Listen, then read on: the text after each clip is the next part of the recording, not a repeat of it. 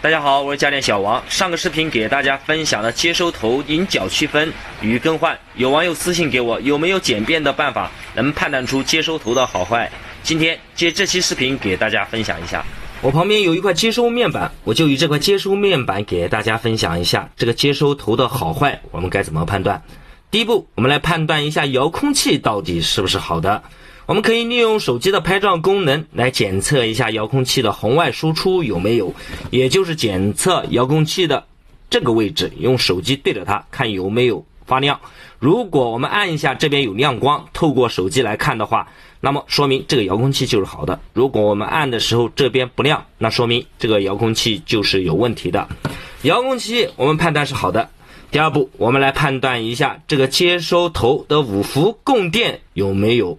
这个五伏供电我们可以直接测量这个电容的连角，看有没有五伏电压。如果这边没有五伏的电压，多数情况下是因为线路有开路的情况造成这地方的五伏供电没有。这个时候呢，我们要重点查它的线路。如果这边的供电五伏有了，也到了这边的接收头，这个接收头我们知道这一角是输出，这一角是接地，这一角是五伏的供电。我们测量一下它的五伏，看一下有没有。如果这边的五伏有了，那我们再来判断一下这个接收头到底是不是好的。我现在把这块面板给它插上电。首先我们来测量一下这个接收头的五伏供电有没有。我现在把万用表给它打到直流档20伏进行测量，也就测量这一角是它的接地，这一角就是它的五伏供电。直流电压5伏。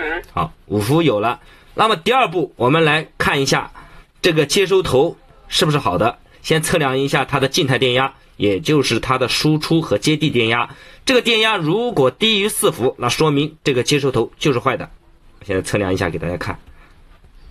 直流电压-4.99伏。好，第二种判断方法还是一样，我们一个表笔去搭它的接地，另一个表笔去搭它的输出，然后利用遥控器来判断。我现在一个表笔搭接地，一个表笔搭输出。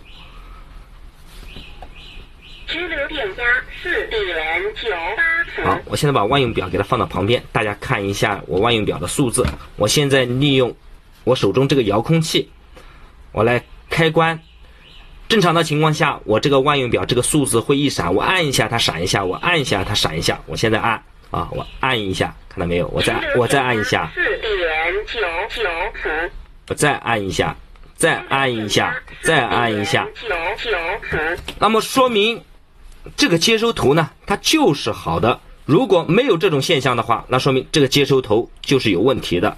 如果我们通过刚才的测试，这边的万用表数字也闪，但是空调还是打不开，那我们重点就要考虑这个接收头这边的输出到电路板这根线，这个线路是不是有问题？多数情况下都是因为它的输出到电路板这根线发生开路，造成空调打不开。